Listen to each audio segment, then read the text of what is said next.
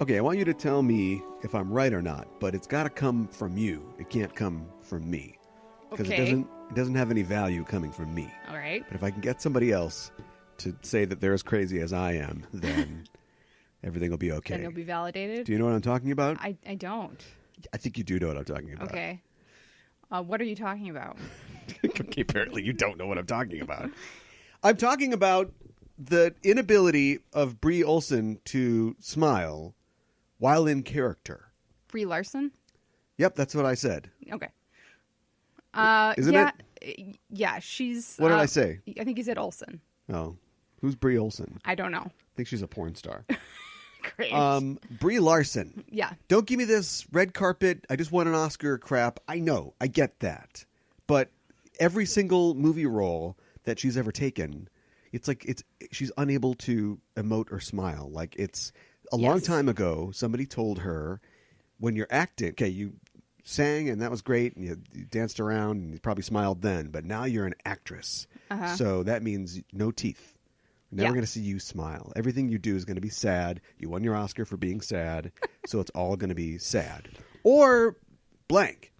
And I felt this for a long time, and I feel like I'm taking crazy pills, and then finally something has happened. I've seen this in a couple places, so I don't want to give specific credit to the place that I saw it because I don't know if it's theirs or not. And if it is, you'll find it, person out there. But there is a specific image of Captain Marvel that was drawn by David Lopez for the 8th series of Captain Marvel a couple of years ago for her solo title. And it's her with a kind of smirky sort of look on her face, you know, like she's going to punch you or something like that. Right. And it's very front on of her. And so somebody has taken that image and then taken the Captain Marvel Brie Larson cover of Entertainment Weekly where she is looking at the camera. Yes. And did a Spider-Man Peter Parker half and half type thing. Like composite. Yeah. Mm-hmm. And on one side, on the artist's drawn side, you've got the corner of her mouth is curling up in a smile. Then you look at the Brie Larson side, straight line. Yes. Like on a... How you feeling today? Like psychology evaluation exam, you know, of like upside down curve to right side up curve, sad to happy, right in the middle. Uh-huh. Like just a straight line. No, I totally get where you're coming from. You are not crazy. This is Is that her interpretation? Because they're invoking that cover, right? So they're like, okay, Brie, you're going to be like this, right? You're going to show people that you got one up on them and you're excited about all the good you're going to do and the butts you're going to kick. Right. But she doesn't not that. Show that. Not what you're expression. doing. Not that. Like flat, like the flat Earth horizon. Right. Because I'm a flat earther, of course. Right? Yeah. And don't you think that... Okay, but you got to say more than yeah. Because the whole point was that you have to say that this is... Because you're a girl. And I'm a misogynist because I feel this way. Stop. I think she does not exude emotion as much as she could, period. I think that this is an example of that specifically caught on film because they were trying to evoke that particular drawing. And I'm guilty of it too. The only role that I like her in is in Scott Pilgrim where she plays Envy and her whole thing is just, she's just like, yeah, I'm just too cool for all this. And so she shows no emotion. Right. So yeah, I mean, I get it, but all of her other films, Room, Hard Time 12 or whatever that one's called, they're all like, I'm sad girl. And so do you think, so now it's not, I'm trying to blame her. I'm not trying to like accuse her of anything. I want to rescue her. I feel bad. Clearly she can feel human emotion. Right. But wouldn't she be happier in a job where she's able to do a lot of like experience a range of emotions? Well, you would think with Captain Marvel there would be a range of emotions. I would think that and as we talked about last week, apparently Kevin Feige's push towards female heroes, you know, becoming prevalent in the Marvel universe. Mm-hmm. We've got to sell all of this on Captain Marvel. Congratulations, you beat Black Widow to the movie. You've got your own movie thing. Yes. And so first female character title. And in we've Marvel. got half the cast is all leaving, as far as we understand. Right. So you've got to sell audiences on another 10 years of Marvel movies. Right. And here's the lady to do it. Oh, she's having a bad day today. Never mind.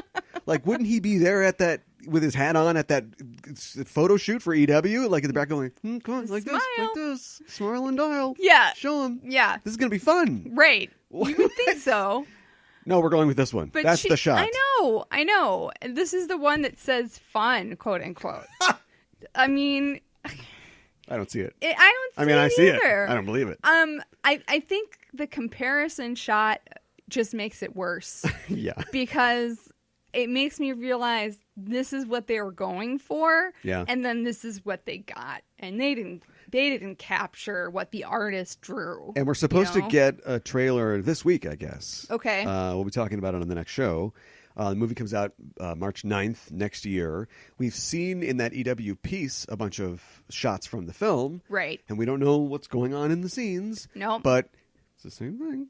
Yeah. It's just, you could just do a collage. Same face. I know. She's in her jet. Yes. Face. Same face. Sunglasses. She's in her 9-inch nail shirt. Hat on. Kevin Feige thing. hat. Same Yeah. face. Yep. It doesn't look... It's not very dynamic for a character who it's not. wears red, yellow, and blue and can fly and soar through the air and do all these... I mean, Marvel doesn't have a Superman. And I want to hear about the Sentry. She's their Superman, or they've made her into their Superman. They've even beat Supergirl to the punch because now DC, we'll talk about this in a little bit, wants to do a bunch of Supergirl movies. Blonde-haired girl in red, yellow, and blue. Right, exactly. Who will wear pants? What do you think? We'll see. We'll see. Time will tell. But anyway, so Marvel's beat them to that, but I bet Supergirl's going to smile. I bet she is too. I bet she can smile. I bet she's going to smile on that poster as well. Yeah, no kidding. So, I've tricked you. I've made you into a misogynist with me. Oh, stop. Because here we are telling a woman that she doesn't smile enough. Oh, that sounds so bad. I don't feel like, okay, I just feel like... I want her to be happy in her actual life. That's what I'm worried about. Well, yeah, but I want in her her to be career, happy, as somebody too. who displays or embodies the emotions of a lot of people, you just think that she would have hit a movie where the idea is to be happy. Well, yeah, and I would think that Captain Marvel would be that movie. Well, because you are a superhero. You are saving Earth in the 90s. Plus, she's a lot prettier if she smiles. Oh, stop it. I've noticed this. Stop. About a lot of women, actually. Oh, about most women. All right, that's enough. Okay, all right. That is enough, at least for now, on the Just Enough Trope podcast that you're now listening to. I'm your host, Caliban, joined as always by my co-host. Hi, I'm Mikan Hana. And that's the kind of thing that we talk about on this show. We talk about movies, we talk about comic books, we talk about TV shows and books and music and all kinds of media, genre media, if you will, or nerdy media, however you want to say it. And we bring you the news that's fit to cast from the world of nerdy entertainment. News like that. We'll have a little more news as we go on, specifically about the world of DC films. I was thinking about this. The other day. Okay. How was Justice League? I don't know. Was it okay? It was okay. I don't know. I only saw it the one time. Yeah. I'll give it another chance, maybe. Yeah. So take a watch of Justice League and see how we feel about it now that we're removed from it. Right. And kind of like how it holds up. So I think we'll talk about that today. Talking about that on the heels of some fairly big news, which is that, as far as anybody seems to know, Henry Cavill is out at DC as Superman. Yeah. Which is huge. I think we are seeing the departure not only of Henry Cavill, but also of Ben Affleck, because he has reportedly been trying to get out of the role of Batman for some time now. Well, and also he's shacked up in rehab right now. Yeah, that's also true. And I mean, he'll probably be out before anything gets moving on whatever the next step is or whatever they want to do. But with him clearly undergoing, just suffering pressure and probably just wanting to step away for a while, I think it's a good idea. Yeah. Snyder's in the same position because of personal issues. Right. It's not like it's all going great, you get healthy and come back and we'll just keep kicking ass. No. And it wasn't going good to begin with. No, it wasn't. And you've got now Henry Cavill is apparently out. I think it says something when two of your leads are wanting to be out. Yeah, poor Gal Gadot. Yeah, I know. Like, I want to make more of these movies. I know, exactly. What's going on? And Jason Momoa as well. I mean, he's got Aquaman coming out pretty soon here. Yeah. So yeah, and that's the thing about this. To me, it just feels like, okay, Justice League, the film, could have been the capper. Like, we didn't do great. We made it. We stumbled across the finish line. Right. Now we can just go, okay, well, we'll just find a bunch of new actors that we don't have to pay as much money. Right. Get some new creative control here and just start over. But got all these things that are going to come out still. We've got Aquaman. We've got Wonder Woman Woman 2. I don't know where they're at on Suicide Squad 2, but that's or The Flash. Still a thing. The Flash, they're nowhere, so that's not a problem. There just won't be a Flash movie now. The Which is Margot Robbie Harley Quinn project. Right. We'll talk in a little bit about the Joaquin Phoenix Joker project. Mm-hmm. It's a mess, man. It is a mess. It's one thing to come out in your hat, your black hat and your black blazer, and show everybody a slate of 12 movies, 5 of which will never become movies. But yet, you've still got plenty of movies with a non-smiling woman going to be in them. Right. That's ignore our mistakes because we're still going. And also, we bought our competitor, so we're still going. Right. But DC is just I mean, yes, they're competing against Marvel, but they have no one to compete against in their own properties. Yep. Marvel had to make movies that were better than mutant movies, which is technically their properties. Yes. So DC has no competition, and yet they cannot get out of their own way. They are stumbling to keep up and to keep things together, I think. Yeah. I mean, we keep adding to what's going to be on their streaming channel, but as far as like films in the movie theater, we're really struggling. Yeah. Like you said, Aquaman and Wonder Woman 2 are for sure things, but other than that... Yeah, they're done. I think other than that, it's kind of up in the air. Yeah, and in the meantime, DC TV it's never derailing. Right. It's never derailing. We'll talk about DC Universe and how that might derail on TV, but we'll get to all that later. And then one other thing, just apropos of nothing, but I am already looking forward to the late November release of The Favorite, the new film by Yorgos Lanthimos. Mm-hmm. Why are we talking about it now? I don't know. I have no idea.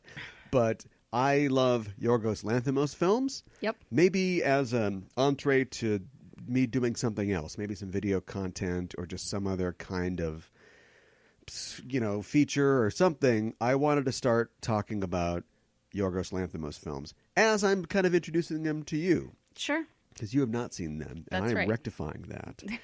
And so I thought we would talk about, it's not his first film, but it's really the first film that anybody noticed that he was doing something. Sure. A film that he made in 2009 that was I can't remember the French words, but it's a selection of regard. It's like a special Gold Star Prize at the Cannes Film Festival. The film Dogtooth. Mm-hmm. Or Kaino Dentata or something like that. Okay. So anyway, yeah. So we'll be talking about that just a little bit. Right. In a segment I like to call Yorgos, I Hardly Know Gorgos. Or something. And plenty of yogurt jokes coming up. How you doing? Oh, boy. I'm doing well, Cal. It's still kind of hot, which is like it's surprising. Never not going to be hot. I know. It's never going to be hot. We should just every week a thermometer update. We'll go to the thermometer. I kind of like that idea. Actually. Like we're going to weather. Yeah, exactly. I'm thinking a anthropomorphic thermometer. Okay. Like a frog or something? Mr. Fahrenheit. Right? A frog? I don't know. I'm just picturing a frog for some reason. Is it a WB thing? Yes. Is it that's it. Yeah. Is it we're in a cold studio that slowly gets hotter and we don't realize until it's boiling? Is it that kind of thing? Maybe a little bit of You both. want your temperature update guy to be a frog. I think that it works. I think subconsciously that's kind of what you were doing. Yeah. Uh-huh. But then he would be very bad at his job because we'd ask him what the temperature was and he's like, no, I don't really notice. And with the first couple times, and then like the last couple times we'd ask him, he'd be like, it's really hot. This French man is licking his lips and he's got butter. Oh my goodness. No, that's snails. Whatever. Anyway, let's talk about the news.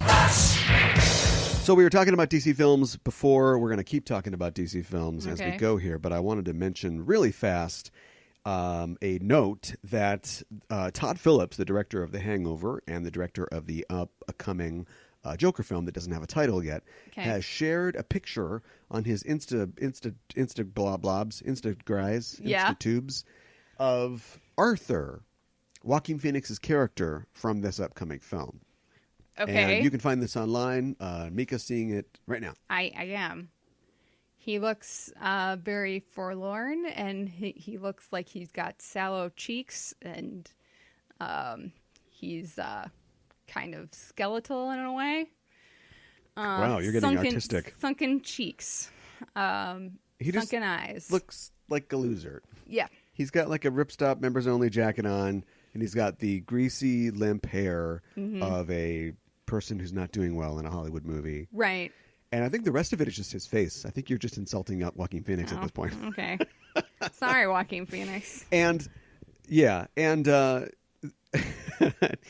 real fast, I'm not trying to be ableist or anything like that, but you kind of, when you are casting a character who 50% of the character is his mouth, right, and you cast a guy who has a prominent scar on his lip. Oh boy, yeah, are you that's going true. to play that up? Are you going to do anything with that? I think you have to. You don't have to. I mean, we just ignore it anyway, but I think you kind of have to play saying. into it. Okay. Yeah. Anyway, so that is the image that they've shared. We don't know a lot about this movie, although we know that De Niro is, I think, 90% there to be in this thing. Okay. Which is kind of a reference itself, because De Niro, of course, was in the film King of Comedy, where he kidnaps he's a comedian, kind of crappy comedian who kidnaps a talk show host to try to become more famous. Oh boy. And in this movie, he's playing a talk show host. Okay. So it's like, well, Todd Phillips, if you wanted, everybody said no to your King of Comedy remake, huh? But if you put the Joker in it, then suddenly you can do a King of Comedy remake. Right. So that seems like what it's going to be. Okay. DC has said that this is not connected at all to their DC Universe films. Okay, so this I'm is like, a standalone Joker movie. Why are you doing it then? Yeah. Lots of questions. I want some thoughts. You've drank all the water you're going to need now. Tell me your thoughts. I just wonder if the Joker can carry a movie all on his own. I mean, he is definitely a strong enough character, but it's an origin story, though. Oh boy. Got to find out how the Joker became the Joker. I don't need to find that out. Yeah, I don't care. And I think he's only as good as the sum of his parts. And you want to know how I got these scars? Here's how I got these scars. Oh, jeez. Like this. I know. Great. I think he is better utilized with Batman in the film because he plays off of Batman. If Batman isn't around... You don't like that Darth Vader comic? The Marvel one? I mean, it's okay. It's not bad. Yeah. But... Even in that, though, they've had to turn him into a hero. And it's like, I don't want to see Darth Vader as a hero. I want him not a hero. He's a trying to bad track guy. down the rebels. Yeah. Yeah. The rebel scum. Right. I mean, the Joker is an evil guy. And I think he believes he needs Batman and Batman needs him. Yeah. And I like seeing that relationship and that dichotomy and playing off of each other. And if we don't have that, I mean, who are we following for? Are we rooting for the Joker? We're following Arthur. Okay. Here's the thing. He won't even be the Joker until the last 10 minutes of the movie or whatever. Oh. And I think he'll be really great because he's Joaquin Phoenix. Right. And we'll wish we had an entire film of where him Joaquin Phoenix being was the Joker. Yeah. And Christian Bale or somebody or Ben Affleck was trying to stop him. Yeah. We're not going to get that. No. So why make a movie that just reminds you of what we're not getting? Yeah. Todd Phillips is... It's fine, whatever. He's the hangover guy. If he just wanted to make a cartoon or a comic book movie, fine. But he's talking about how, like, well, it's really, it's a parable about a man that's rejected by society and how, it's a commentary on it. This is a comic book movie. Who cares? Right. Why are you doing that? Why are you putting all this effort into it to make it something higher it than just it sounds actually like, is? oh, it's real edgy. This is like, yeah. And This it's like, is you're super not the important. guy to do that. Yeah. You're the hangover guy. Right. You're not a cultural, social sensitivity filmmaker. No, you're a good time. You're no Yorgos Lanthimos. No, I don't. We'll get there. So anyway, we'll see. Yeah, we talked about Henry Cavill, of course, before. Nobody knows, and I don't think as of when we're recording this, there's been any real update All we know is that there was a rumor that it was happening, and he was going, and then he posted a video on his Instagram. Now, I want to point something out. Okay. We have a strange ability. All right. Maybe it's the flux capacitor that I installed on my Zoom recorder, but when we talk about somebody, things happen to them. So we talk about Margot Kidder, and she dies like the next week. Yeah. Last week we were talking about Henry Cavill and his creepy ways. Yeah. And now he's out at Warner Brothers. Right. Which, I mean, I saw a piece or two, but there has not been rending of garments and lamentations that Henry Cavill's gone. People are just like, oh, yeah. I know. You would think that people would be upset about it or, have opinions about it at the very least. Like when Terrence Howard, left the Iron Man 2 sequel. Were people upset about that? No. People didn't care. And people don't seem to care about this. No. But anyway, he responded in an appropriately creepy way. What did he do? He was wearing a shirt that said Krypton, and then he had this Superman doll that he slowly lifted up into the film as he was filming. Yeah. And what was the song? It was Blue Danube by Dogs. Yeah. It was like na na na na na roof roof roof roof. Which just makes it weirder. It was very bizarre. What? And I have absolutely no freaking idea what he was trying to let us know. I think he was trying to be funny.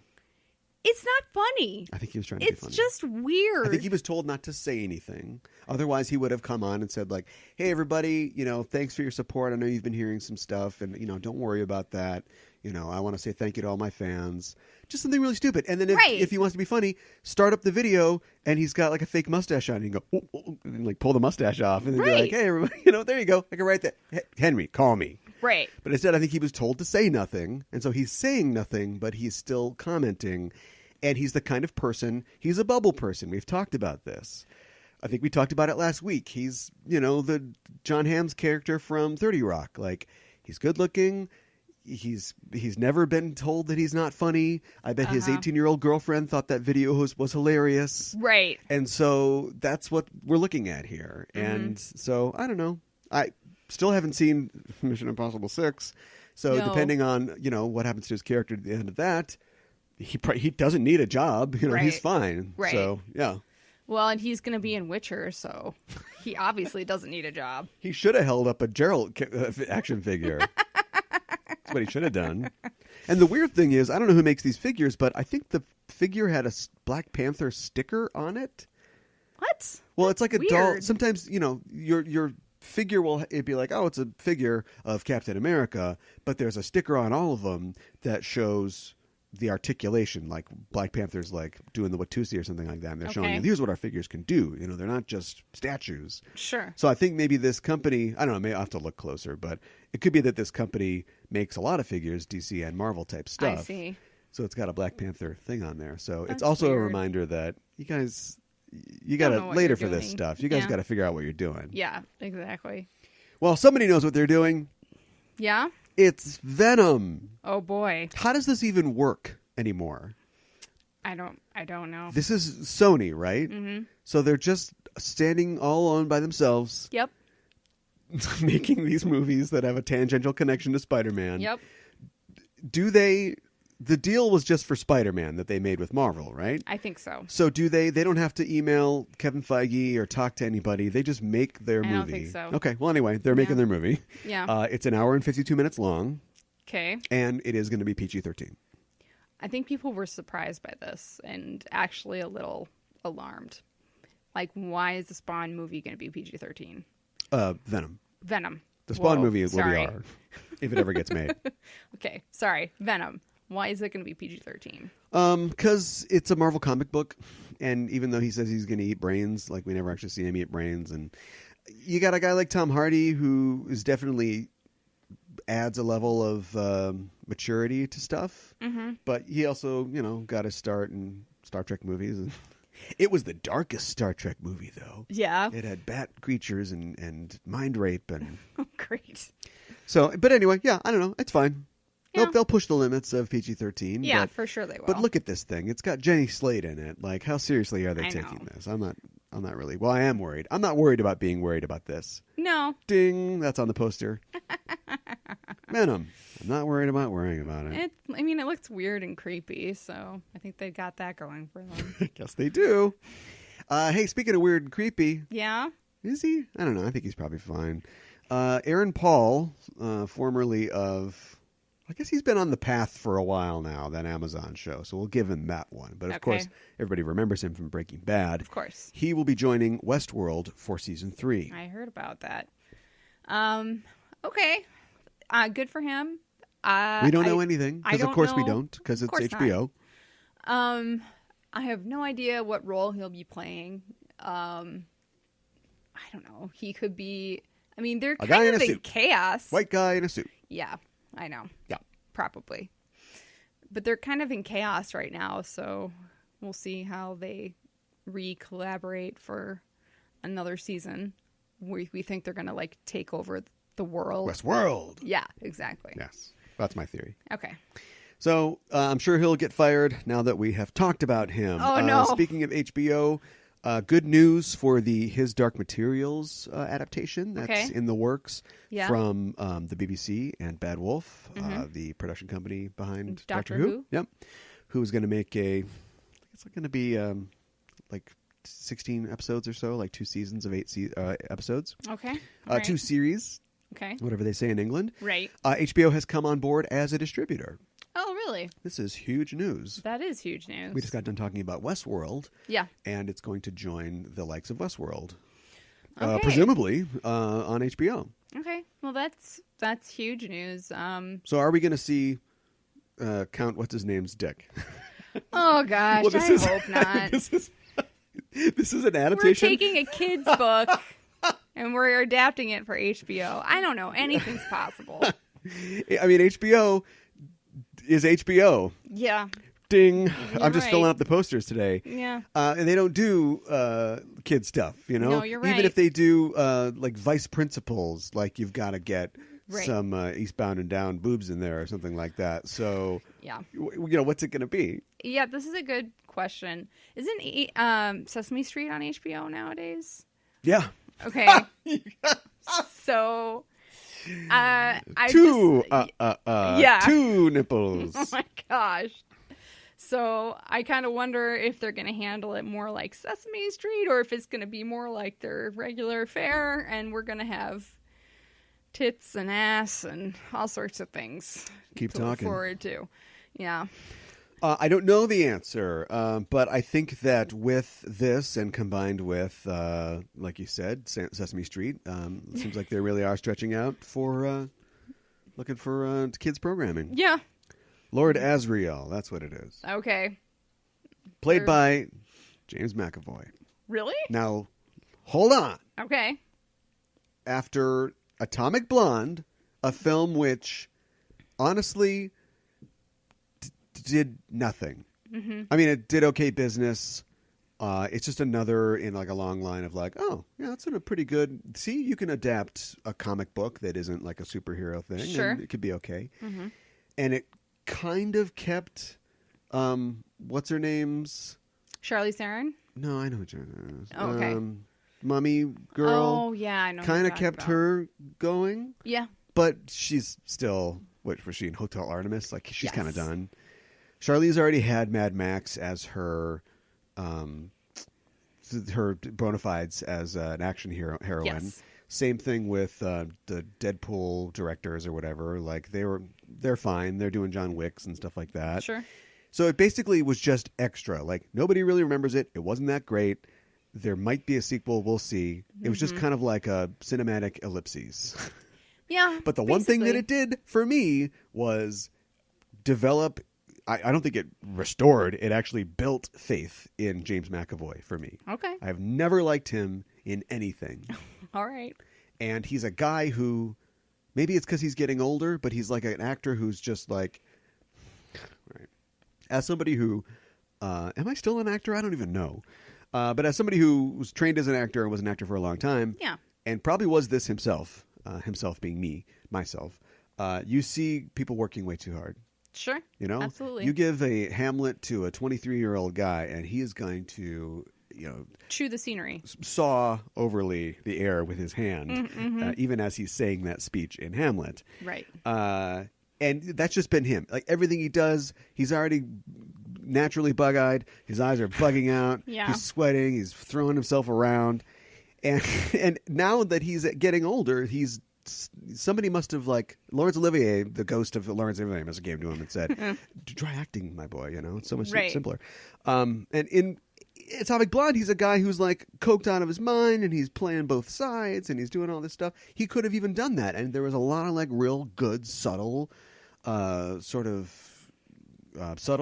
just said subtle, The Subtle Knife, that's one of the books in his Dark Materials. Sinister, that's the word I'm looking for, and it was an S word, work from him. And then when it was time for him to bug out, he bugged out. Yeah. No, I would agree with you. So we saw an actual performance out of him. Yes. Mm-hmm. Well, we saw a tempered performance. Mm-hmm. And so I'm looking forward to seeing what he does with Lord Asriel, a character that is very reserved. He was played by Daniel Craig the last time that he was on screen. Okay, sure. And talk about a guy who a long time ago learned when to freak out and when to not, because Daniel Craig can totally freak out. Yeah, he can. But he's been playing Bond now for many years, and so that's not a real freak out kind of situation. So anyway, we've talked about this for too long, but it looks like it's going to be pretty good. They got some good directors lined up for it. Ruth Wilson and Lin-Manuel Miranda are going to be in it. Okay. Not sure about those two necessarily, but I don't have any specific objections to that. No. So do it. Fix it. Fix it? We saw the film. It wasn't good. It seemed like there was, can't wait for the next two. There ain't no next two. No, there's no more next two. So I say fix it. Yeah. Do you think Lin-Manuel Miranda will be singing? So he's playing a cowboy. This is like the Wonder Woman thing. Scrap the entire DC universe, keep Gal Gadot as Wonder Woman. Sure. We're good. Sorry, Ezra Miller. I thought you were fine. I like the guy who plays Cyborg. We'll get to that in a second. That's what they should have done with this. Keep Sam Elliott as Lee Scoresby. Right. Because he's the ultimate cowboy. Yes. And said it's going to be a Puerto Rican guy. So I don't know. All right. But he is a cowboy, so at one point his rabbit will get on his shoulder, he'll be sitting next to a campfire, and he'll be like, y'all mind if I sing a little ditty? And he'll sing a little cowboy song, and we'll stop for that. Okay. Hold our breath. All right. It'll be over soon. All right. That's what I think. Sounds good. No opinion from you. You say, sounds good.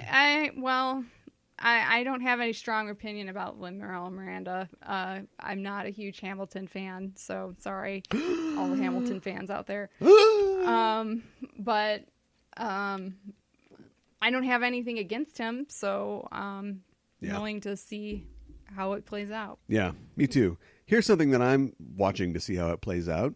Apparently, the moving from HBO to Starz, the second season of American Gods is in a lot of trouble. Oh, boy. Is it ever? Because Brian Fuller is not back, and I heard that Gillian Anderson was out. Yes, that is correct. Michael Green and Brian Fuller quit over budgetary issues, apparently. Gillian Anderson quit because she wanted to work with Brian Fuller. Once he was gone, she was out, and it's like, well, that's what contracts are for. Yeah, I know. I mean, she's... No offense. Love her. Yeah. Look at the shrine. It's right over there. Yeah. But how did they not get her to sign a long-term contract? Yeah, She's not that big. I know. Anyway, maybe she was like, I don't know. The production company's behind it all. You don't know who's working for what, who's getting paid off of what. And so she knew that there was possibly more X-Files in the future. Now we know there will never be any more X-Files. Right. And that's good. That's for the best. But maybe there was some kind of thing like that. And so it was just one season. But anyway, it doesn't matter. She can make her face look like anything. So it'll just be somebody else. Right. But you got to get somebody who is TV royalty. Yes. Like her. So who do we replace Gillian Anderson with? This is more fun than me telling you that Jesse Alexander, the person that was hired to replace Brian Fuller as the showrunner, is now also out at the show. So, oh, boy. Let's do that instead. Courtney Cox. Courtney Cox would be good. Because you can't get Aniston, but you could get Courtney Cox. Yeah. What about, what's her name? Caroline in the City. Leah Thompson? Yeah. She's not really like TV royalty. I mean, don't get me wrong. 7 wonderful seasons of Caroline in the City. Like, she was in that city. I'm trying to think who else. A woman who has graced she appears initially as Lucy. If Yes. Lucille Ball could come back to life, Yes. you would cast Lucille Ball for this. Right. But instead Absolutely. you cast Gillian Anderson. Who's Juliana Margulies? Mariska Hargitay. Oh, okay. Sure. 18 seasons of SVU or whatever. Sure. Now, I don't watch SVU, but many people know her face better than their own mothers. Yeah, that's very true. So Yeah, no, something that'd like be that. good. You introduce her. Dun, dun. She's like, pulls her sunglasses off. Yep. None of these things are on SVU. I don't know. I don't really know about SVU. Anyway, so it's bad news. He hasn't technically been fired. He's just been cut off from the production. That's not good. So, like, they haven't announced that he's fired, but he's not being allowed, like, on set or... That's pretty much you've been fired then, That's as far called, as I'm concerned. That's called we don't want another story about having fired a showrunner. Right. So, apparently Neil Gaiman is up in the Kool-Aid on this one. Really? He has clashed with the production and also I think with Fuller with the directions that they're taking with the show because as you know, somebody's read the book. Yeah. They are taking departures from the book. Yeah. And apparently Gaiman doesn't like that. Starz also doesn't like that. But they don't like it in a different way. I think they just don't like the budgetary overruns. Okay, well that would make sense. And so it's just everybody hates everybody. It's a Mexican standoff. It's a headache. Quetzalcoatl standoff. Got to put a Mexican god in there. Oh boy. So I mean, bad news. It is bad news, and I really enjoyed the first season, so I don't know. It's upsetting to me because I kind of wonder if the second season's even going to happen at this point. Well, they're shooting, as far as I Okay. know. So All something's right. going to happen. All right. It's TV. They'll work it out. Okay. You always work TV out. It's movies that fall apart. Yeah, that's true. Well, from bad news to really bad news, do you know who Fan Bingbing is? I do not. She is a actress from China Okay. who has done a few films over here. Probably most notably, I think she played Blink in the Days of Future Past film. Okay. I don't even know if she had a speaking role or Okay. a line. They're coming. Right. And then, there you go. Right. But anyway, she's, by all accounts, a great actress. Mm-hmm. So I'm not going to, this isn't a hit piece on her. Okay. But I think that seeing the inclusion of famous Chinese actors in a lot of American releases these days is about reciprocation for Chinese funding. Sure. The Meg is paid for 100% by Alibaba or whatever. Right. And so therefore it's set off the coast of Beijing. A shark is attacking China. Right. It's great to see. I'm not complaining. It's great to see something fresh. It's not just attacking Maine or Right. LA or something like Right. that. But you understand, why you have a scene where Iron Man lands in China Right. and they're like, "Thank you, Iron Man. I love Chinese products," or whatever, and then flies off. Right. That's why we see that sort of thing. So anyway, nobody has seen or heard from her in 3.5, 4 weeks. Oh, that's not good. That's really bad. Yes, she has disappeared. People don't just disappear, though. Actually, it's been more. It's been since like June or so, I think. Oh my goodness. Yeah. Well, that's really terrifying. Nobody knows what it is, although you have to remember that she does live in China, which is a regime. Yeah. And they can still do whatever they want to you. And this uncovers a problem that happens a lot. It's actually it's just a tradition in China that taxes in China are very high. And a lot of entertainment productions have 2 sets of books. They have like a contract for the actor that gets reported to the government, and then there's another contract, which is like what they're really getting paid. Oh. And so a lot of people think that, and she's not the only person that does this, but a lot of people think that this has to do with something like that. This happened to an actor earlier in this year, I think, or maybe last year. Somebody disappeared and then showed up later. They were okay, but they're also like indicted for like tax evasion and that sort of thing. Really? But it hasn't happened to somebody who's been in an X-Men movie, which is why we're talking about it. Okay. Yeah. Wow, that's really scary. I hope she's okay. I hope she is, and I hope we find out what happened to her. Yeah, because me too. She's not around. That's really, like I said, that's terrifying. That could be a movie in itself. Yes. Interestingly, Beijing Normal University, which is well, it depends on how you look at it, but it's kind of a front for the government, I think. Okay. Ranked the country's stars for their level of social responsibility. Now, Okay. in the West, and don't get me wrong, I'm wearing my SJW shirt right now. Like, Stop. social responsibility means something different to me than it does to people in a communist regime, right? Right. To me, social responsibility sounds like just being a good person and being socially responsible. Right. It means paying your taxes when you're under the state and the fatherland. Do you know what I Okay, mean? So yeah. she scored a 0 out of 100 on social responsibility. Really? Yes. Oh boy, that's not good. Yeah. So hopefully we're going to see her again. Yeah, I hope so. I guess we'll keep some updates on that. Okay. How do we get out of this in a fun way? Why didn't Iron Man save her? I don't know. Iron Man, they've got Blink. Help her. Who let the dogs out? Who let the dogs out? Who let the dogs out? Who let the dogs out? But the party was nice, the party was pumped. Yorgos. I hardly Norgos. Oh my goodness. Right? Yeah. Let's talk about the work of Yorgos Lanthimos. Ever heard of him? I've heard of him from you. Yeah. Well, You talk about him quite a bit. I have friends who like movies, and I'm kind of plugged into movie news, and I mean clearly, and I don't hear a lot of people talk about Yorgos Lanthimos, and I'm trying to change that. All right. He is a Greek filmmaker. Mm-hmm. I was looking into his background, and it's weird. There's kind of, as you'd That's expect. not surprising for some reason. I don't mean it's like weird. I just mean it's not like your typical. It's not like he made commercials in Greece. He was Okay. also involved in the music scene and was a photographer. And so there's this kind of art, media kind of culture intelligentsia in Greece as there is anywhere else, know. And there's this kind of like punk rock movement of like Greek creators right now. Sure. And so he's kind of part of that. Okay. He's a young guy. I think he's probably in his mid-30s.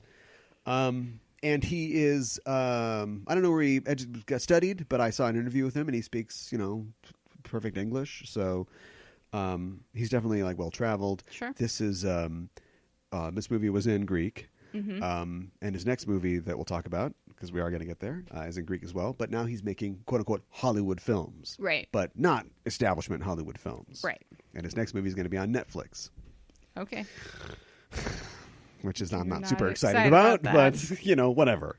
Emma Stone must have cut a big Netflix deal, I guess so. but we can talk about that some other time. Yeah. And this movie we're talking about is Dogtooth, released in 2009. Mm-hmm. It was nominated for the Golden Palm, didn't win, but did get a certain regard prize, whatever that term is. What happens in this film? Oh boy, it's about a very strange family, and they are very sheltered.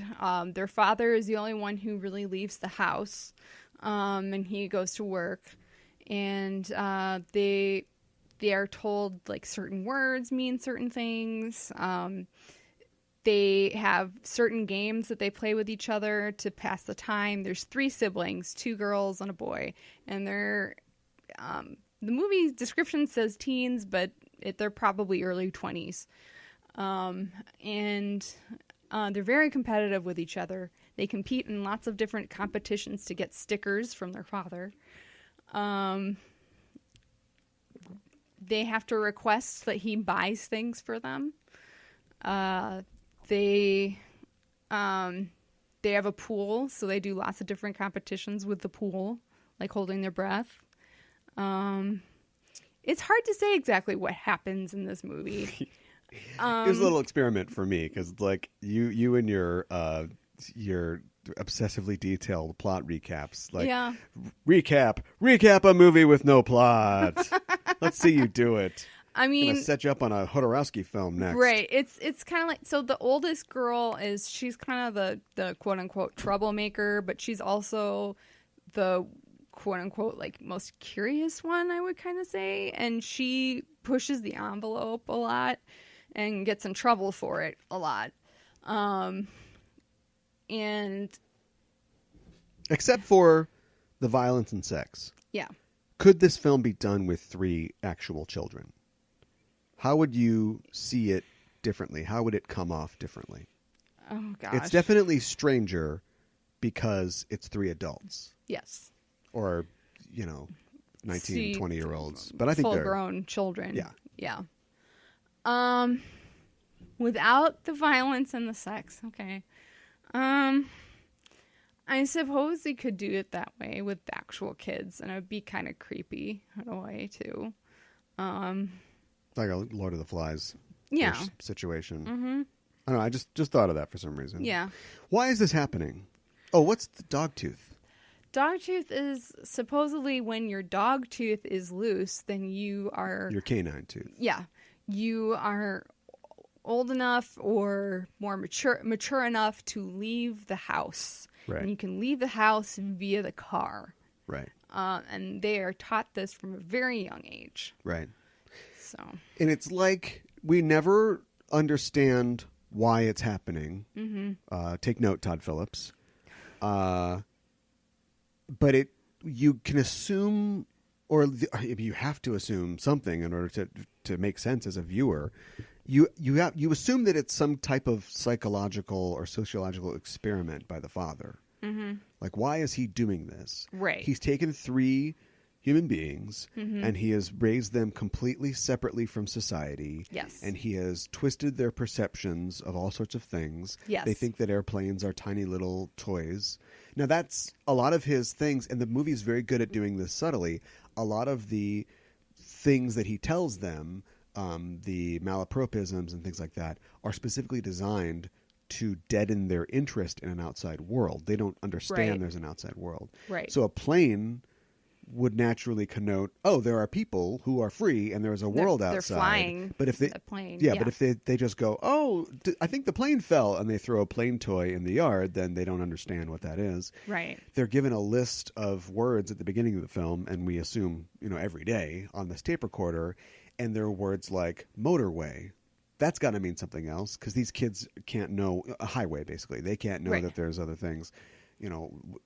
There's it's kind of like Chekhov. One of the words is like gun or like carbine, which they don't need to know what a gun is. And Right. I thought that maybe that was going to suggest something, but there is no gun in this movie. Thank God. This is the kind of Thankfully. film that we need a gun in the No, third act. there's enough and violence that never in it. happens. Yeah. Yeah, there's plenty of violence in it. And so, yeah, and there's like words like, sexual connotation, that they tell them mean different things because they don't need to know about that. Right. They have a phone, but they hide it from the kids because Yep. the kids don't need to have any way of reaching. I mean, they're being tortured. This is Yeah. torture. Uh-huh. This is like finding the kid that was raised by wolves, in the forest or whatever. Mm-hmm. And so we don't understand why this is being done, but it doesn't matter. Right. Because 2 or 3 scenes in, you accept the reality of it, and you feel what they must feel, at least some part of them, because this is just their lives, but also the horror and the dread that comes with every single day. Every time a new Yeah. scene starts, you're like, oh, Jesus Christ. I know. Now what? No, what's going to happen now?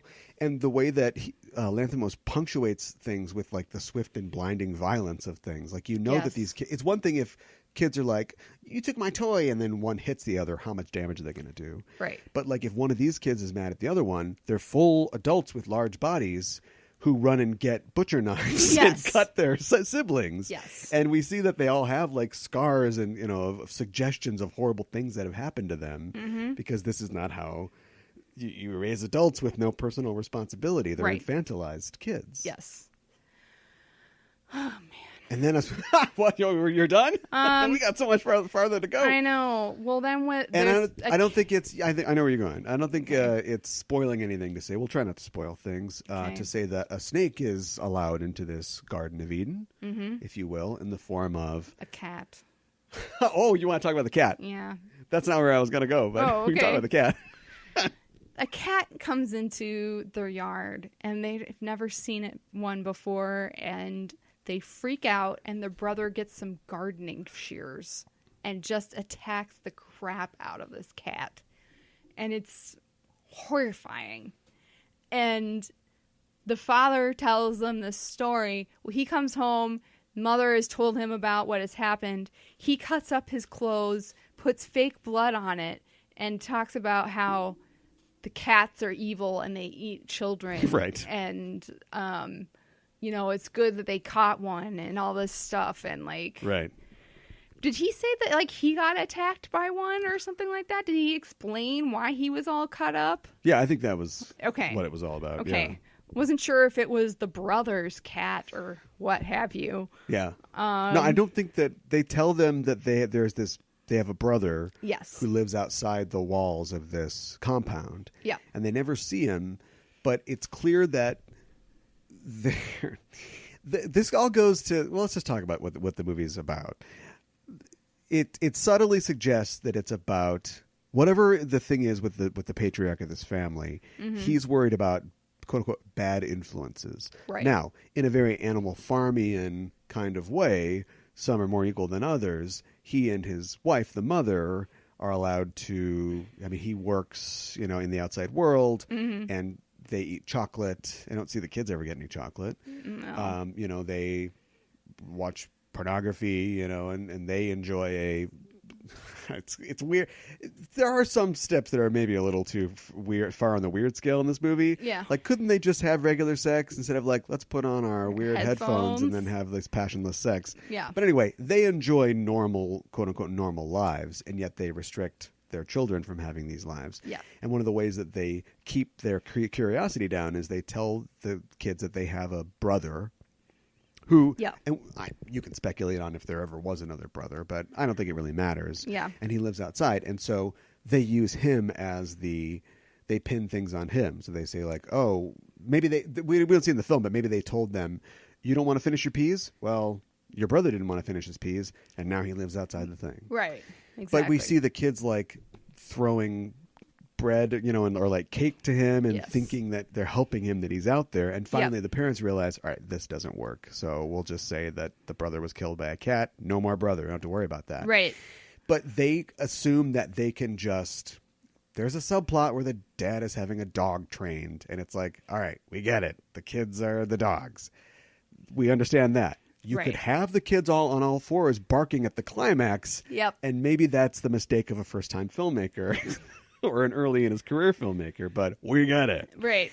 But the parents aren't good at this because they think that they can do these little things and the kids will respond, stimulus response the way they're supposed to. But of course, all they're doing is just increasing the amount of stress that the children live under every single day. Yes. There's the very first scene, which I was watching it because you were like, I don't understand what's happening. Yeah. Where we're just focusing on Mary Tassoni, who plays the younger daughter, and she's explaining this game that she wants to play where they're all going to hold their fingers under hot water and whoever gets burned first.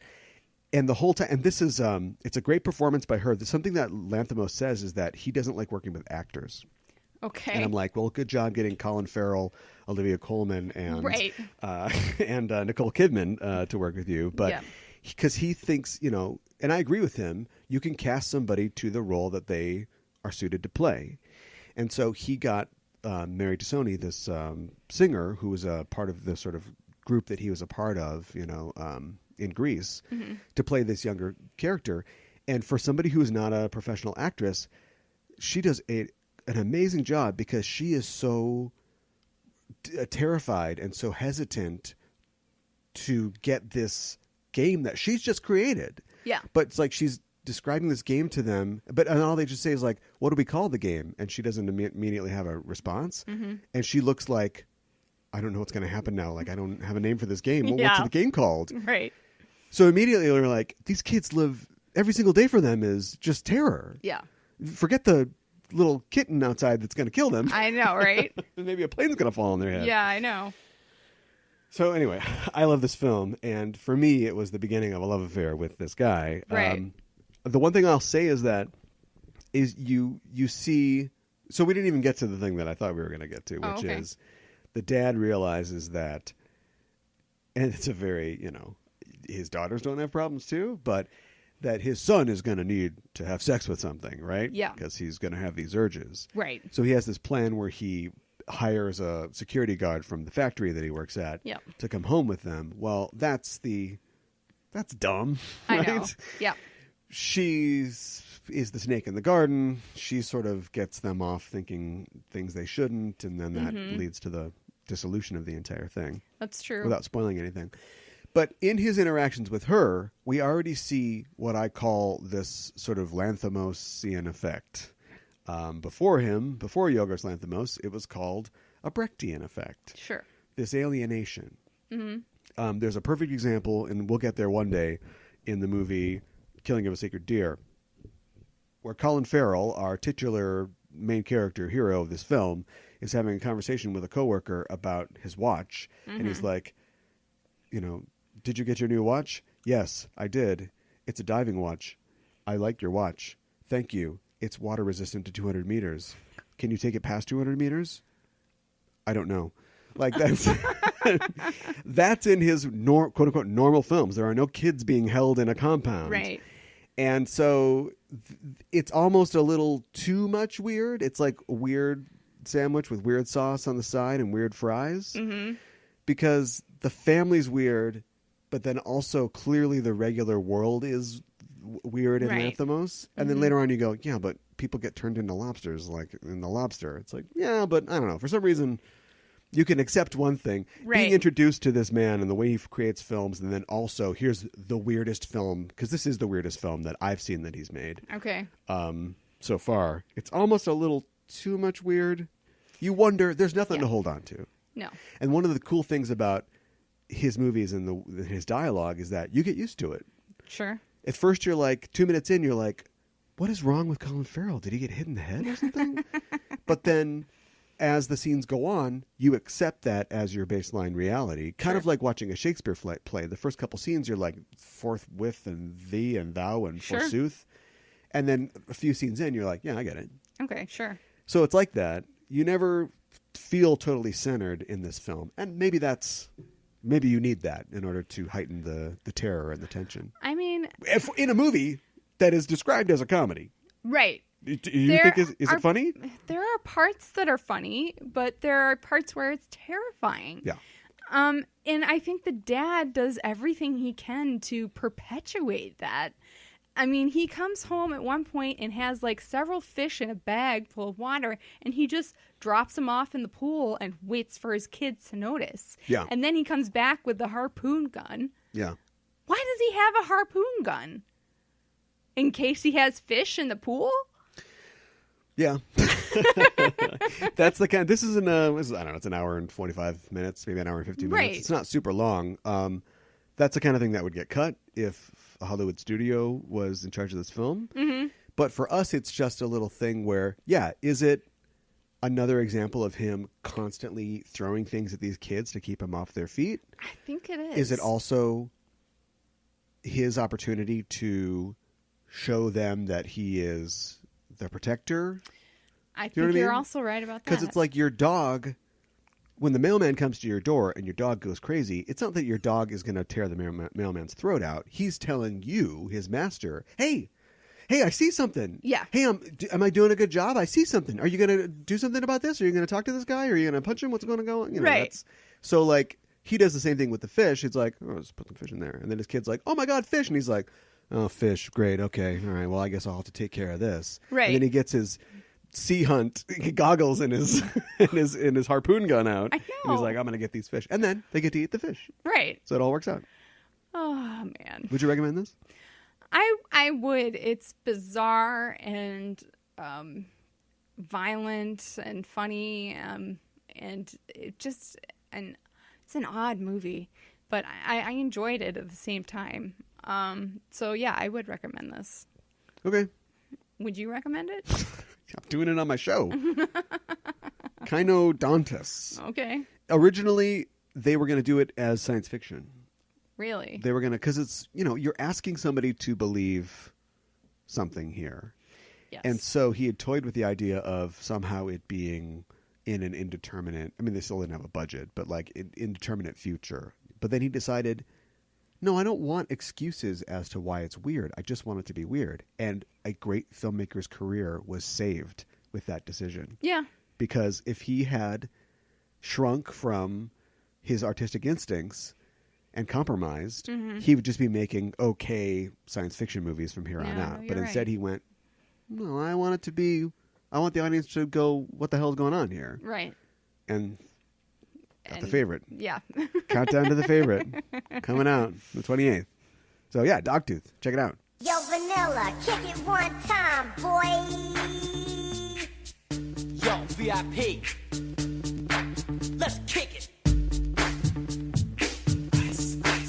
Well, I hope that fun will tide you over through this discussion of what's going on at DC. Specifically, talking about Justice League. I wanted to focus on Justice League. We talk about the Marvel, DC slew of characters a lot on the show. We've talked about my favorite, and I think your favorite cartoon, maybe Sailor Moon, is neck and neck, but the Justice League cartoon. I love the Justice League cartoon. And how right they get it, and how they make it seem so effortless, like it would be impossible to screw up.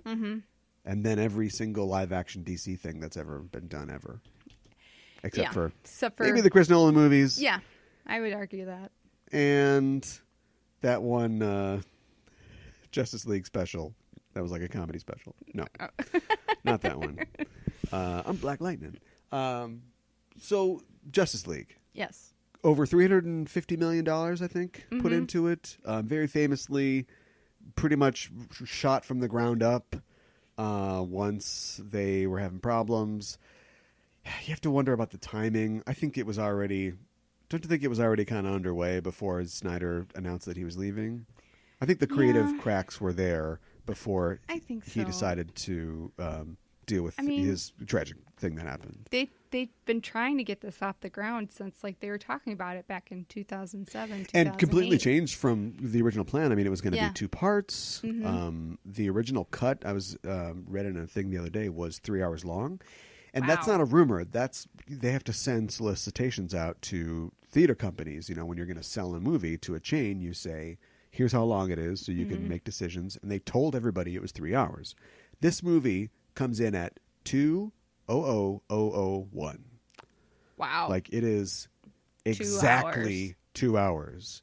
Nothing ends up 2 hours, especially when it was previously 3. So that means that somebody came in, that's one of the bosses came in to the regular editor and said, get up. Yeah. What? Just get up. Right. Walk out of the room. And as he's walking out of the room, he passes a guy in a hockey mask with a machete. And that's the guy who's going to finish the cut on this thing. And it's going to be 2 hours. Yeah. So who knows what was lost? Yeah. And I'm sure there's deleted scenes on the Blu-ray or whatever, but who knows what this was supposed to look like before. That's kind of too bad. I mean, I don't want to see a 3-hour I don't want Justice League movie. I felt like it was plenty long enough. And it was they put it on pause to give space to the Batman movie. The Batman movie was supposed to come out in between parts 1 and 2 of Justice League. But it's like, what kind of plan is that? Right. I think the original plan was that Superman was barely in it. I think that he was to be resurrected like at the end of part 1. Sure. Then he's around for part 2, and they take on CGI mashed potato face guy. Sure. What happens in the movie? People know, but just tell me. Well, You're good at that. Well, thank you. First of all, a guy tried. Second of all, no, like just generally, what happens? What is the bad guy's name? I'm blanking on his name right now. Steppenwolf. Steppenwolf, thank you. Steppenwolf comes to Earth and he's looking for the mother boxes. There are 3 boxes called mother boxes. And they have some scientific-y Because you can't call them origin. MacGuffins. No. And, like, you get them all together, and then they create, like, a hellscape, like what is his home planet. Is Zack Snyder obsessed with terraforming? Zod wanted to terraform Earth. He is. Steppenwolf wants to terraform Earth. Yep. I'm going to go, Sucker punch their... No, I don't know. Anyway. So, I mean, that's the gist of the bad guys plan. Earth is DC's Marvel Blue Laser. Right. Ding. I got it. What poster does that go on? I don't know. And in the meantime, Batman and then Wonder Woman realize we got to get some superheroes together to fight this guy. So, question. Yes. Why?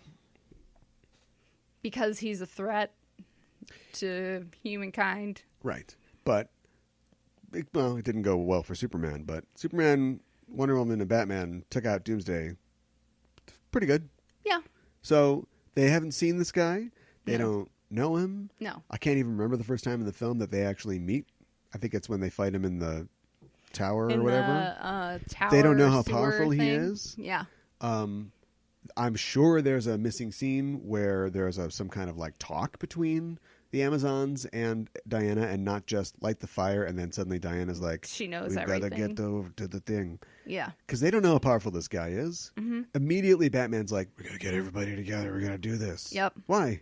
Shouldn't there be a scene where you get your ass handed to you and then from a hospital bed you're like, we should get a team together? Yeah, you would They think. just do it because the movie's called Justice League. Yeah. And so Batman tries to recruit Aquaman and doesn't really succeed, but then he recruits Barry Allen, who's the Flash. Wonder Woman goes to talk to Victor Stone, who's Cyborg. He's not super excited to join, but then his dad gets kidnapped, so then he shows up.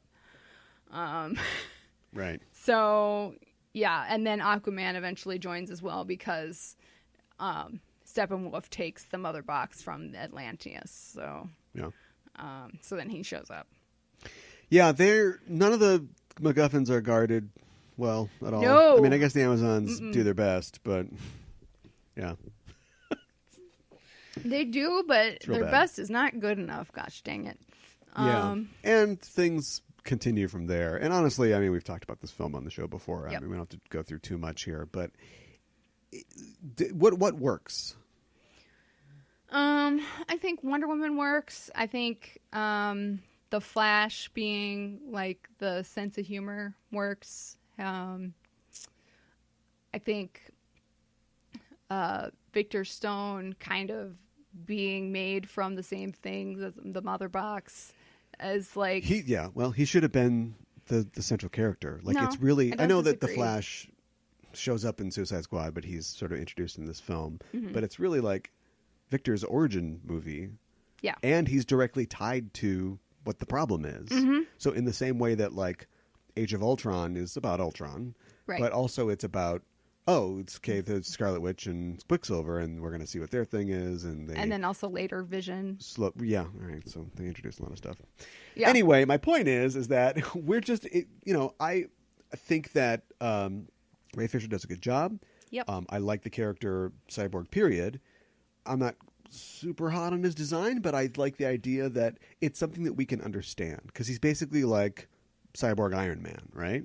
Right. So your audience will already understand that. We've been watching Iron Man movies all this time. Mm-hmm. So you think you can do a lot with that. You've got Joe Morton plays his dad. The best actor in this film has like 4 lines. Yeah. Is there more? Does the Snyder Cut have more for Cyborg? Because I think Cyborg gets shortchanged. I think he does too. And I think that pursuing it from that angle where he is, like you said, the guy who is the closest thing to this MacGuffin, the movie just doesn't care. It's like, you get it, it's a MacGuffin. And then also you get it that Yeah. Mr. MacGuffin, a.k.a. Vic Stone, has some connection, so he'll figure it out, Right. It's just dumb. Though I have to say, I think the scene where Diana goes in her leather pants to Yes. get him in that's got to be a reshoot scene, right? You think so? Yeah, there's some Yeah. other way, because otherwise, why does he stalk them at the lake house the or lake. whatever? That made no sense Yeah. to me. And she says later, "Oh, I would have if I would have wanted to attack you, I would have done it at the lake." Whatever. I think Who that's cares? that's a reshoot too. Yeah. What happens in your movie? One of the guys talks to a lady on a computer, and it's not like, why doesn't he show that he can get total control of the Batcave systems, and he creates like we know that there's a holographic projector in the Batcave, or at Right. least we would if that scene had made it into the movie from the trailer, and he could have a holographic projection of himself. Instead, no, it's just a matrix. The matrix has you. Follow the white rabbit. Right, exactly. It's just white text on a black computer screen. It doesn't show his tech savvy at all. They threw away millions of dollars of footage, didn't they? I think they did. I think it's too bad too. I think having Aquaman be like the tough guy and all this stuff, for the most part, it works. I don't like how he tries to bro it up with Cyborg. I'm not a fan of that. No. No, I think it's a little insensitive. I thought Barry and Vic were. Oh, well, who cares? Yeah, all right. I thought Barry and Vic were like the sort of standout sort of couple. They were, because you don't have because it would be Hal and Barry would be the friends in the Justice League. Yeah. But you don't have Hal, so No. it's Barry and Vic instead. Right. That was fun. Yeah, it was fun. Although, you want to talk about cultural insensitivity, you can't have your cultural cake and eat it too. Yeah. I know. He's like, fist bump. Oh, no, we're not there yet. That's the joke. Yes. And then here's the tag. I guess that's racially charged. What? Don't do that. Just don't do that. Just don't. Yeah. You're already digging up Superman's grave. You're already doing something Plus- that's weird. Yeah. Yeah, no kidding. Yeah, are we standing in Superman's grave? I think we are. I think we are. Yeah, plus later on, you're going to have Jason Momoa be like, my man, and I nobody know. says anything. I know. But if Nobody they're all scoffs. if they're all on Avengers no earpiece comm systems, then you Sure. could have Barry be like, okay, he gets to do that? Like, keep the joke going then. Right. Oh, that's okay? Yeah. Well, you're all right with that. They barely, but they do touch upon Barry needing to eat all the time. So we see him carrying a pizza box and eating out of it, and then him later saying that he's hungry. Yeah.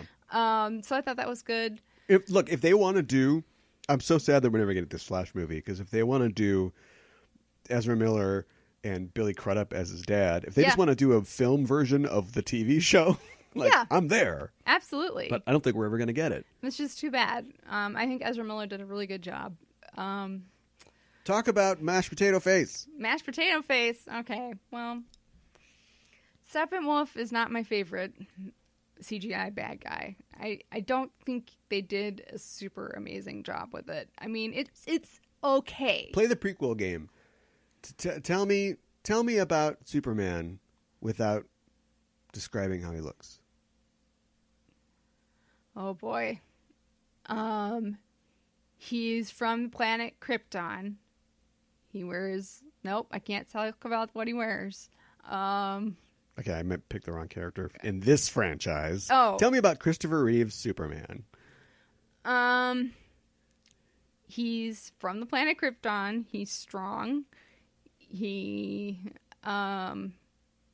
works at the Daily Planet. You're bad at this. Am I bad at this? Yes. Oh, sorry. He's polite. He's firm but fair. He loves Lois Lane. He protects her. Okay. He All right. catches a bullet in his hand. Yeah. A lot of things. Yes. Tell me about Steppenwolf.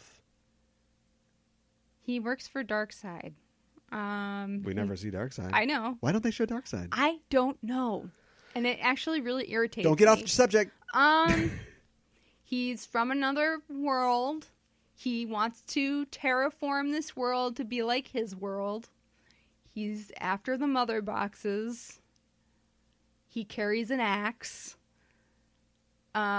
He yells at his parademons a lot. This doesn't seem like a rounded character. No, it's not. And I think that's what he's not fully realized. That's your poster quote. The movie's called The Understatement of the Year. Yeah, okay. And there's a spoiler on the poster. He's not fully realized. It's just, they spent $350 million. Yeah. And that was what they were going with. Yeah. Now, I don't know what was lost in changes or cuts, but I don't see, unless there's a scene where he pulls a parademon aside and says, take off your goggles for a second, I'm going to talk to you about Apocalypse. That was what they were going with. There was nothing there. Like, I'm not going to praise Man of Steel, but I will say that I understand Zod's motivations a little more than just... And the way they covered it over is they made him a zealot. So I'm trying to think about like the character in the New Gods are weird in the comics, but basically like he doesn't have any motivations, so let's just make him fanatically dedicated to this. So he's like, oh, the mother box. Yes. The mother will spread holy fear. Oh, we get that. We don't have to know why he does this or what he thinks about having to do this. And we get one little thing where, you know, fear is the kind of weak thread of an element that kind of goes through this thing. And it's not something that like our heroes have to deal with. We just hear at the beginning that the parademons are fear, which is a Joss Whedon thing. I think Whedon put this in ex post facto. Okay. And then there's a line that's delivered off camera, so it could be something that was added later about how he tried to invade Earth and the gods. And I mean, make that movie. Right. The Olympian gods team up with the Amazons and also cavemen and the Green Lantern Corps to fight an alien army. Like, let's just watch that movie. Right. But so like there was the first time that he had known defeat, you know, so maybe that was like the kernel of fear, and then the Justice League bring that home by defeating him again, and now he's afraid, and his parademons are like, oh, that sounds good. Yeah, we're going to eat him alive. But he'll be back. Yeah, if there's ever another movie. Well, what I don't understand is... But that's pretty weak. Yeah. That isn't, you know, I mean, Loki, he wants to rule people, I guess. But, right. But that's continues off of this whole thing where he wants respect, and he's going to do whatever he has to do, and that was in Thor, and that was in Thor the Dark World, and that's, so, sorry, go ahead. I just don't understand why I think he should look better than he does. I think that Thanos, for being an all CGI character, is better looking than Steppenwolf. I hear this a lot. I don't think that the CGI is bad necessarily. In fact, that's the one thing that they can control. Like, they've spent hundreds of millions of dollars. Right. I think that there's times that Thanos doesn't look all that great. You know? I suppose. He's not as good as Thanos. I think that part looks fine. The problem is the design is horrible. He's like gray. He's and then very gray. His armor and his face are both kind of knobbly and textured. Yeah. But I don't get a sense of what Apocalypse looks like. Right. You know, based on him. Right. Like you see like the Chitauri and their technology and their uniforms, and you kind of can guess as to like what their planet looks like or something like that. Or you see Thanos and then you see like his soldiers or whatever, and they look kind of like he does, and like you get a suggestion of design. But like, what does Apocalypse, is it just like a Giger sort of nightmare? Like, is it all just knobbly and weird and resiny, and what are you going dark for? Yeah, and ashen. Well, the parademons look ridiculous. Yeah, they look like just, you know, you've got like a Halloween fright mask and then goggles on. Right. Just dumb. Yeah, no, I agree. I don't know. I think that they could have designed him better, which is, I guess, what we're talking about. They must have teams of designers who have no telephones that connect them. They're not using Slack. Right. They're just designing things, and somebody's paying for them, and nobody knows what it's for. Because you've got that. We've forgotten that entire sequence in Batman versus Superman, that the dream sequence, where Batman is uses a gun, shooting people, shooting parademons, you know, on Earth, and it's like a dream or like an alternate reality or whatever. Is that ever going to come into play? What was that? I don't know. And then that seemed pretty bad. Yeah. So did they avoid that by this? And Lois is the key? Yeah, I guess Lois is the key. But she's the key because she's the big gun. Once again, this is worse than Holdo. Yeah. Batman, just tell everybody what your plan is. Yeah, no kidding. In fact, why have 4 angry-looking metahumans stand in front of him? Why not just immediately bring Lois out? Exactly. And go, oh, Clark, you're alive. Yay. Exactly. Here's your girlfriend. Instead, we have to have him give Flash the side eye. And yeah. Super side eye. Yep. So it doesn't work. No. None of it works. It's barely recognizable as the Justice League. When Justice League works, what works about it? I think what works about Justice League when it works is everybody's using their individual power and they're working together as a team. Okay. I think Batman is being a detective. He's letting people know what's going on when he feels like he needs help. I think Superman is like, because I mean, Batman needs help. I know. You mean like when the Batwing blows up and he's falling to the ground? Right, exactly. Dire straits. I could use a pickup. Yeah, Because exactly. I can't fly at all. Diana, if you could That swing would by be in good. your jet, now would be a great time. Yes. Yeah. And I think, Superman using his laser eyes and like. Don't, please. We've had enough laser eyes All right. for 2 lifetimes. Okay. All right. But, I think when they work together as a team and they try to figure out, okay, how do we defeat this alien race? Or, Yeah. Well, I mean, and what you're talking about is you're just talking about how a group superhero movie works. yes. That's the Avengers. Yes. Hawkeye shoots an arrow. Yeah. And That's what he does. Black Widow punches and shoots people. Yep. But also she's, when Tony's shooting missiles, she's the de facto strategist mind of the team. And so she figures out she can take one of these gliders and she can go up and get to the source of the problem instead of Right. just fighting things in the streets. Right. Yeah, right. But like, what makes the Justice League the Justice League? Like, why do we need a Justice League movie, period? Well, I think The fact that you don't immediately have an answer is not great. What they wanted to do is they want to do what Marvel has done. They No, want to I understand. have what Marvel has. Yep. You are not. What you're failing to do is to think about. And I don't. This is a blanket term that gets used too much. But thematically, I want to understand why this. What sets this apart? Do you know what I mean? Spawn is a guy who fights demons or whatever. Right. Superman is a guy who is there to protect truth, justice, and the UN way. Right. Or whatever. Right. And he's somebody who upholds ideals, and is a protector. So if you take all of these characters together, yes, they're all going to use their individual abilities to fight something, but what makes them different? Why is the Justice League different than anything else? Oh boy. Because if they're not, I think we should save $350 million next time. Well, I think they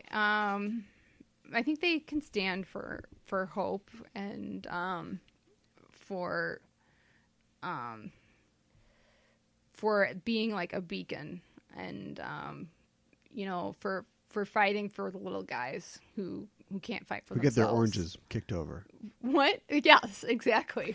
The whole movie sets up this thing where it's like, oh, Earth is a crap hole now that Superman's dead. Yeah.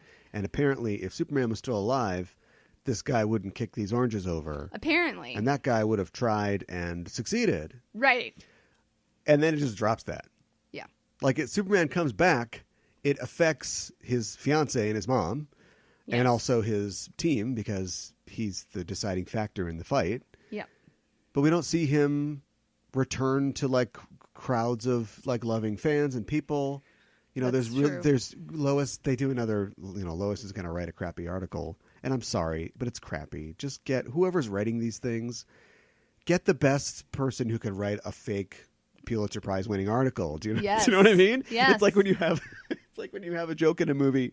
Here's my rule: if you have a joke in a movie that the characters in the movie laugh at, it better be a super great joke. Yes. Otherwise, they look stupid laughing at a dumb joke. Yeah. They always do this, where characters are like in a situation and they barely get out of it, and then like they can't believe that they're still alive and not filled with bullets or whatever. And one of them goes, something, and they're like, and they're releasing tension. But it's like, make that line funny though. Right. Exactly. Give them a reason to break that tension. to actually. Yeah, and then laugh. Superman, like, we get it. He's back. He opens his shirt. He's Superman, and that's all we get. Yeah, we don't see him coming back to work at the Daily Planet. Well, a little bit. It's really. implied. Yeah, But I mean, how does that change the world? Does he try again? Does the skinhead come back and put Good the oranges back in question. the crate? Right. You set all this up. They didn't return that at all. I don't know. I didn't have a point. I really was trying to get you to come up with one, but I think my point is they don't stand for anything. This has no reason to exist. This is worthless. I want them to stand for something. I want to root for them. They are the strongest heroes in their universe. Yes. When you've got a problem that Superman can't take on an entire army of white Martians. Right. Or maybe he can, but he won't be able to save everybody, while it's all going on. Right. Or Darkseid and his parademons are going to attack. We're going to need everybody we've got. Yeah. We watched the first episode of Justice League. Yes. Which is one of 3, but we watched the first one, yeah. And then we watched the last episode of Justice League Unlimited, and they deal with, respectively, White Martian invasion and Apocalypse or Darkseid returning to Earth. Yes. And in one, you have a bunch of heroes who are all strong, but think that they can go it on their own, and they realize they can't. And then in the last one, you have a bunch of heroes who, through their inspiration, through their example, have brought to them an army of like-minded individuals who are all willing to sacrifice themselves for the common good, right, to defend the Earth. Right. Even the bad guys. Yeah, exactly. None of that's anywhere in this. Yeah. It's just a bunch of cartoons, computer cartoons punching each other. Yeah. And it is the very cliche of what people complain about when they talk about, bad superhero films. $350 million. The question is, where did it all go? No, we know where it went. It went to reshoots. It went to sets. It went to computers. We know where it went. The question is, why did they spend all of that and had nothing to go off of? I don't know. I wish they had a stronger story.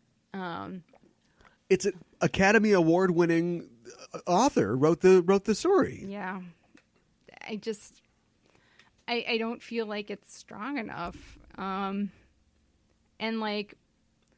bringing Superman back was a huge part of it, which is fine, but I don't know, make it have more weight, or just thematically. Doesn't matter how much weight, he can lift it. Superman. Have him not be creepy. How about that? Yeah, that too. And I agree with what you said. Bring Lois out sooner, so he's not kicking people and That's just a story attacking. point, though. This is a story point. We got to see our heroes fight each other because the villains are never any good. Right. And even when you get some villains that are okay, you still have that problem. Like Marvel, with Infinity War, you've got the Black Order or whatever. They're supposed to be like these, hot shots that work for Thanos, and you get a quick little fight scene here and there. and it's still not. No, it's better when Captain Marvel or Captain America punches Iron Man. That's what we want. Right. What? I know. It's just mashing your toys together. I guess. So it's just soulless. I mean, that's the problem. And it's not like DC invented being soulless. I mean, you can do that in Marvel too, but I just don't know why there is no spirit there. I mean, I absolutely do know why, because Zack Snyder's not cut out for this. Right. And more than just say and Alex Kurtzman, not having any good ideas, he's got bad ideas. Right. He took Superman, a character who is literally a man who can do anything he wants and isn't even from here. Right. And he will do anything to protect Earth. And in the Man of Steel universe, he's just a guy who we're lucky he decided to show up today. Yeah. You got Kevin Costner telling him, screw it. Don't help anybody. Why should you? I know. It's just... If a lot of people would use their time machine to go after Hitler, Yeah. Ayn Rand better watch out.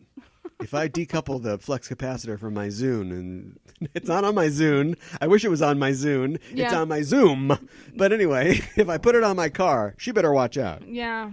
Because it's going to be a fountainhead of blood coming out of her. And then I'll shrug. Oh my God, no. See all that? Yeah, I got Okay. it all. Final thoughts? Do you think this is a dark timeline, Justice Oh, League? absolutely. And in fact, if they had I don't like dark timeline stuff. but they always do it. Marvel Ultimate Universe, Injustice is still pretty popular.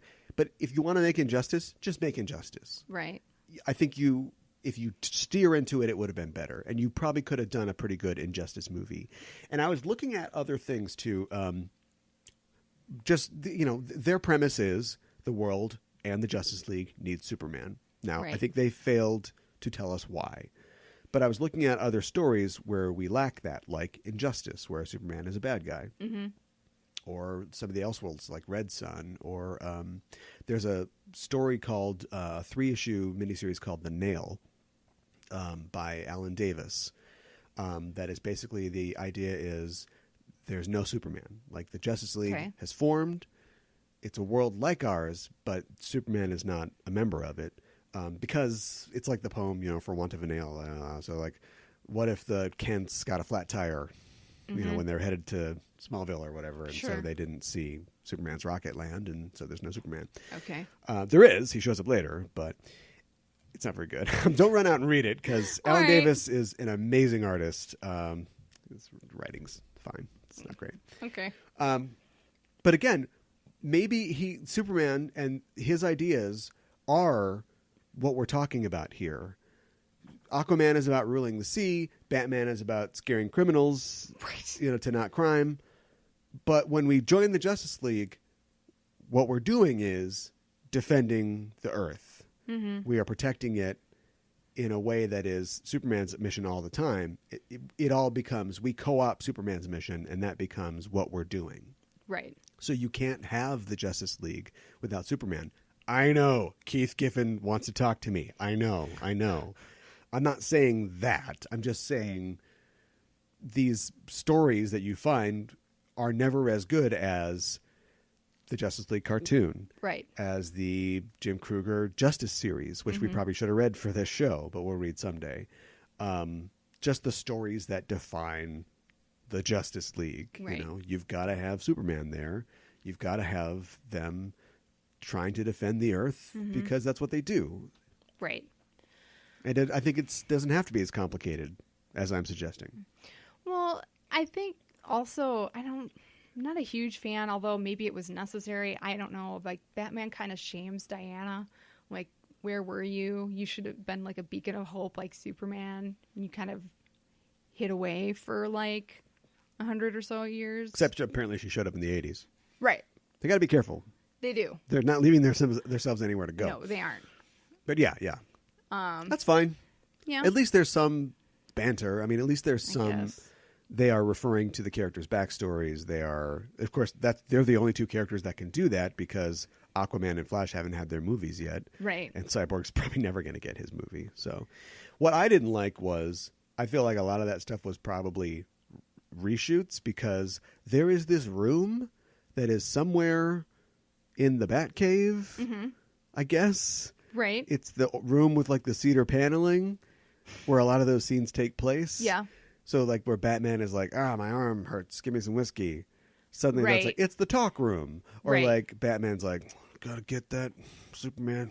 And, Alfred's like, well, I mean, you did have him killed. The room with the samurai suits in it. Right. Yeah. Because we got to put something in here. Yeah. Remember exactly. in 1989 Batman where he had the room with the King of the Wicker People outfit? Let's do that because we don't know what we're doing. Yeah. Yeah. I mean, I could. It's just weak. I know. I could see Batman collecting samurai armor, but I don't know. But this is 20 years later Batman. Yeah, I know. This is Dead Robin Batman. This is F Batman. Yeah. At this point, this is basically Dark Knight Returns. That's something else. If you want to do Dark Knight Returns, just do Dark Knight Returns. Don't do Batman versus Superman. I know. And Todd Phillips can direct it. I don't care. But this is a Batman who the house is burned down. Like, why would he keep all this crap? This is a guy who is he's literally just doing this. Mm-hmm. And then he's, I guess, picking up chicks during the day and bringing them back to the house, right? I guess. You think everything would be stripped away. Like, he's literally just branding criminals so they'll get killed in prison and his job will be done for him. Right. But I just kind of made up all of that. Like, I don't know if that's all intended or what. Like, they just don't have any vision for this. Well, the guy in the beginning, the guy from Mindhunter, does he actually, like, capture him? Or does he just freak him out a little bit? I don't. First of all, always great to see Holt McCallany. I love him. Yeah. He probably got real excited when he got a call from Warner Brothers, but it didn't turn out to be much. And I think that he's just that should have been somebody. That should have been one of his rogues gallery, know, one of the lesser ones. Mm-hmm. But instead, I think he's just a petty thief. Yeah. And Batman was like, yeah, I guess I stopped petty thieves, but tonight I've got a more important thing, which is I've got to find somebody who's afraid so I can get this thing to come in. Right. Because I'm the Batman. I'm not afraid. Right. And he noticed that they were attracted to fear. Gee, somehow he knows that. Yeah. And also they are attracted to the sound of the police. The Apparently. sound of the beast. Yeah. What? And when they die, they leave a mark of 3 boxes. Yep. They have an expository stain when they die. Yeah. I think there's some kind of boxes. What do you think are in them? Money? Power? What? I know. He has no idea. Oh, yes, Mother. Once I find all the boxes, we'll have $3 million. That's the sound of the police. That's the sound of the beast. That's the sound of the police. That's the sound of the beast. That's the sound of the police. So I don't know what we accomplished, but we accomplished more than they did. Yeah. I don't know. The future. Yeah. Think about it, Eckhart. Where do you see it going? What if they just said, okay, all right. Everyone report to the Exchequer to get your walking papers and your severance, and let's just start over. Yeah. What do they do? Where do they go? How do you start over? Well, I think you recast Batman and Superman to begin with. And then... Well, you'll have to. Yeah. You can't really... I mean, they can't plan their exit. They're going to have to cobble together an exit. Yes. But how do you do that? I think maybe you just pretend like they're the same people. You don't think so? Here's my pitch. Okay. I guess I was asking you, so you'd ask me. You 52 it. Oh, that's a good point. New 52. Well, you do that, but I'm saying 52, the Grant Morrison series. You introduce Booster Gold, you introduce The Question, and you introduce Ralph Dibny. And you have these 3 characters, and you don't hire, or you do. Maybe you go, well, they're already using Joaquin Phoenix, but you go like, wow, I can't believe so-and-so's in this. Mm-hmm. They're going to be in a superhero movie? Kind of. What if they're a superhero that can stretch, but really they're a detective, and they only stretch once in a while? Right. Or what if, wow, I didn't think Jessica Chastain would wear a mask that gives her no facial features, Right. And you have them be the center of this. And you don't even need Cavill. You use clips from previous movies, and you just kind of insert them. And they're going through, and they're uncovering this thing that's like, I don't understand. Something is going wrong in the universe. Something is happening. You're already going to have a Shazam movie. That's one we didn't talk about. Oh, you're right. So we've got Savannah and presumably Mr. Mind. So you could have that part of it. Mm-hmm. And you introduce this thing that starts off as this like weird Guardians of the Galaxy, who are these guys kind of thing, that ends in this event that is going to erase the universe, and then you get whoever's left, Cyborg or whoever's left of the actors you've got, to intervene and change things, but the world is different now.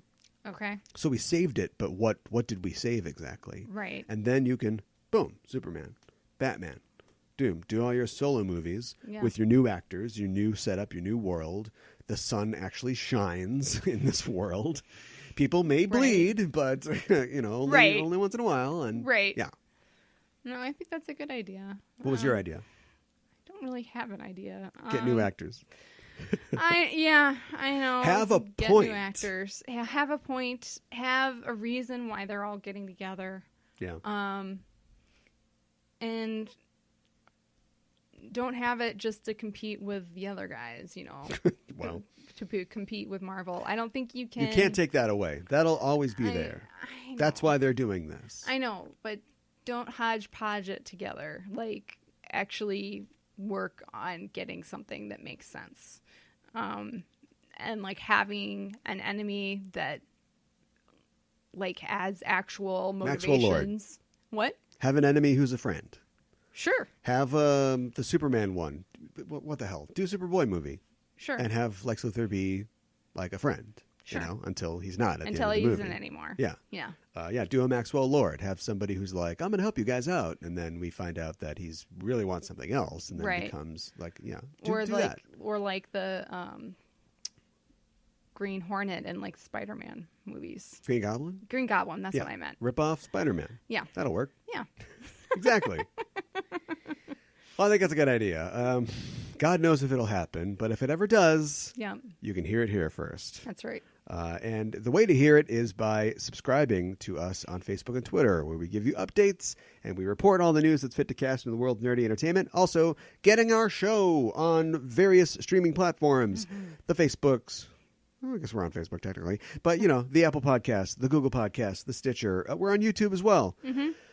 I guess I wouldn't recommend it because the numbers and the subscribing and all that good stuff helps us on those platforms. But if you do want to just listen to the show on YouTube, we are definitely there. Search for Just Enough Trope and you get our channel there on YouTube.